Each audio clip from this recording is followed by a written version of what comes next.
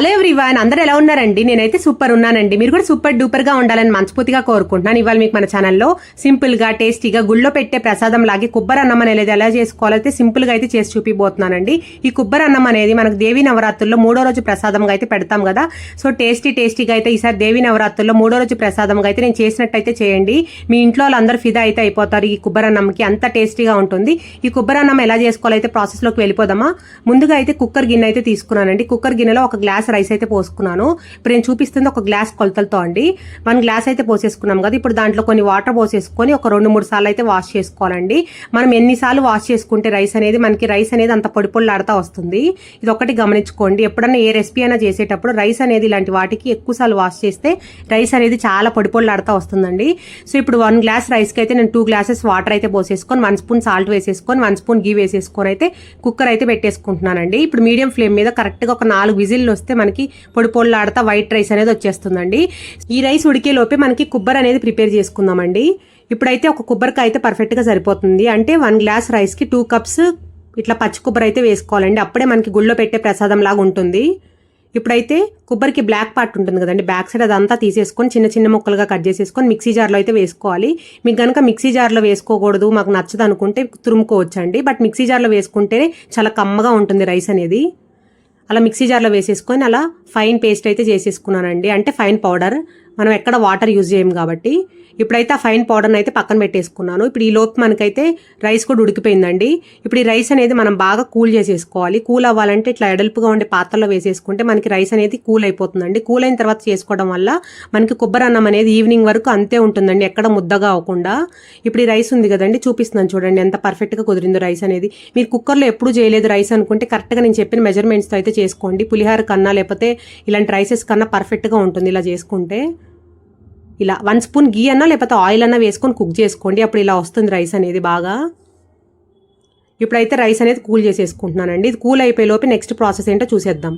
ఇప్పుడైతే stove on చేసేసుకొని బాండీ పెట్టుకున్నానండి. కొంచెం పెద్ద బాండీ పెట్టుకోండి, ఎందుకంటే రైస్ అనేది తిప్పుకోవాలి కాబట్టి ఈజీగా ఉంటుంది. ఇప్పుడు బాండీ పెట్టేసుకొని బాండీ హీట్ అయిన తర్వాత దాంట్లో 2 స్పూన్స్ గీ వేసుకోవాలి అండ్ 1 స్పూన్ అయితే ఆయిల్ వేసుకోవాలండి. మీకు కనుక గీ నచ్చకపోతే ఆయిల్ కూడా వేసుకోవచ్చు. బట్ గీ వేసుకుంటే ఏంటంటే మనకి చాలా కమ్మగా ఉంటుంది కోకోనట్ రైస్ అనేది, అంటే కొబ్బరి అన్నం అనేది. ఇప్పుడైతే ఆయిల్ అండ్ గీ హీట్ అయిన తర్వాత దాంట్లో ఒక గుప్పడైతే పల్లీలు వేసుకున్నానండి. పల్లీలు మెజర్మెంట్స్ అనేది మన ఇష్టం అండి, మీకు నచ్చితే ఎక్కువ కూడా వేసుకోవచ్చు. పల్లీలు అనేది సిమ్ ఫ్లేమ్లో పెట్టుకొని కొంచెం కలర్ చేంజ్ వరకు అయితే ఫ్రై చేసుకోవాలండి. పల్లీలు అనేది కొంచెం జస్ట్ అలా వేడిపడిన తర్వాత దాంట్లో ఒక 1 స్పూన్ ఏమో పచ్చెనపప్పు వేసుకోవాలి, 1 స్పూన్ ఏమో పొట్టు మినపప్పు అన్నా లేకపోతే నార్మల్ మినపప్పు అన్నా వేసుకోండి. దాంట్లో 1 స్పూన్ ఏమో ఆవాలు వేసుకోవాలి అండ్ 1 స్పూన్ అన్న 1/2 స్పూన్ అన్న జీలకర్ర వేసుకోండి. ఓకేనా? ఆవాలు అనేది ఎక్కువ వేసుకోకండి, ఎక్కువ వేసుకుంటే మళ్ళీ ఆ కమ్మదనం అనేది పోతుంది. సో చూసుకొని మీ రైస్కి తగ్గట్టు వేసుకోండి. నేనైతే 1 కప్ అన్న 1 గ్లాస్ కన్నా మెజర్మెంట్స్ అయితే చెప్తున్నాను. ఎండుమిర్చి కూడా కట్ చేసేసుకొని వేసుకున్నానండి. సిమ్ ఫ్లేమ్లో పెట్టుకొని ఇప్పుడు పచ్చెనపప్పు, మినపప్పు, ఆవాలు, జీలకర్ర అండ్ పల్లీలు అనేవి మంచిగా అయితే ఫ్రై చేసేసుకోవాలండి. ఇప్పుడైతే ఇవి అలా ఫ్రై అవుతున్నప్పుడే అంటే మనకు ఒక 80% కుక్ అయిన దినుసులు అనుకున్న తర్వాత ఒక గుప్పడైతే అక్కడ జీడిపప్పు వేసుకోవాలండి. మళ్ళీ ముందే జీడిపప్పు వేసుకుంటే మళ్ళీ నల్లగా మాడిపోతే, అందుకని అలా చెప్తున్నాను. జీడిపప్పు కొంచెం అలా వేడిపడిన తర్వాత దాంట్లో 1 ఇంచ్ దాల్చిన చెక్క వేసుకోవాలండి. ఒక 5 అయితే లవంగాలు వేసుకోవాలి, కొంచెం ఘాటుగా బాగుంటుంది కొబ్బరి అన్నం అనేది. 1 స్పూన్ ఏమో మిరియాలు వేసుకోవాలండి. ఖచ్చితంగా 1 గ్లాస్కి 1 స్పూన్ మిరియాలు అయితే పర్ఫెక్ట్గా సరిపోతాయి, ఎక్కడ తక్కువ వేసుకోకండి, ఘాటు బాగుంటుంది ఇలా వేసుకుంటే. ఇప్పుడైతే దినుసులు ఎండ్ మొత్తం వేసిన పదార్థాలన్నీ అయితే మంచిగా అయితే వేగిపోయినాయి చూడండి, గోల్డెన్ కలర్లో. అలా వేగిపోయిన తర్వాత 1 ఇంచ్ అల్లం అయితే పైన పొట్టు తీసేసి సన్నగా కట్ చేసేసుకొని వేసుకున్నానండి. 1 గ్లాస్కి అయితే 1 ఇంచ్ అల్లం అయితే పర్ఫెక్ట్గా సరిపోతుంది. మీ కారానికి తగ్గట్టు అక్కడ పచ్చిమిర్చి అలా పొడుగుగా కట్ చేసుకొని వేసుకోండి. నేనైతే ఒక 6 పచ్చిమిర్చి అయితే వేసుకున్నాను, కారంగా ఉంటే బాగుంటుందని చెప్పి. అండ్ ఒక 3 అయితే రెబ్బలు అయితే అక్కడ కరేపాకు అయితే వేసేసుకున్నానండి. ఫ్రెష్గా ఉండే కరేపాకు వేసుకోండి, చాలా మంచి ఫ్లేవర్ వస్తుంది. ఇప్పుడైతే మనం వేసిన పదార్థాలన్నీ మళ్ళీ సిమ్ ఫ్లేమ్లో పెట్టుకొని అయితే కలర్ చేంజ్ అయ్యే వరకు అయితే ఫ్రై చేసుకోవాలండి. అంటే పచ్చి స్మెల్ పోయే వరకు ఫ్రై చేసుకోవాలి పచ్చిమిర్చి అనేది.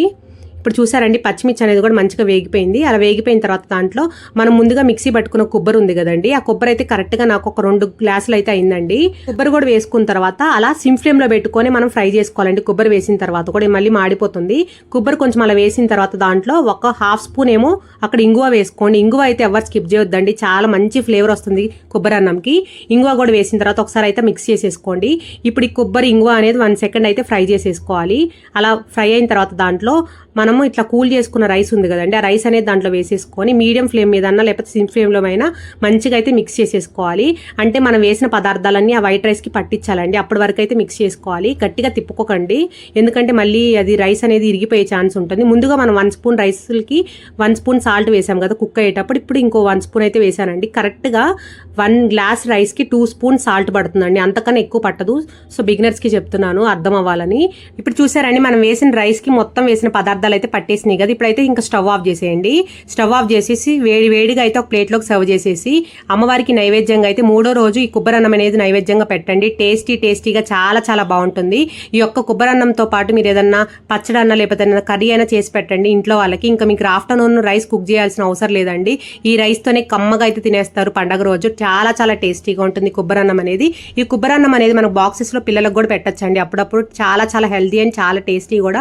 ఈ కొబ్బరన్నం రెసిపీ అయితే మీకు నచ్చిందే అనుకుంటున్నానండి. నచ్చినట్టయితే ఖచ్చితంగా మీ వాల్యూ ఫీడ్బ్యాక్స్ అనేవి మా కామెంట్స్ ద్వారా ఇవ్వండి. మీరు ట్రై చేసి ఈ రెసిపీ కనుక మీకు నచ్చినట్టయితే ఖచ్చితంగా ఒక లైక్ చేయండి, షేర్ చేయండి అండ్ కామెంట్ చేయండి అండ్ పక్కన బెల్ ఐకాన్ ప్రెస్ చేయండి. అప్పుడు నేను పెట్టే కొత్త వీడియోస్ అన్ని మీకు నోటిఫికేషన్స్ వస్తాయి. Thank you so much for watching అండి. Take care, bye. See you next video.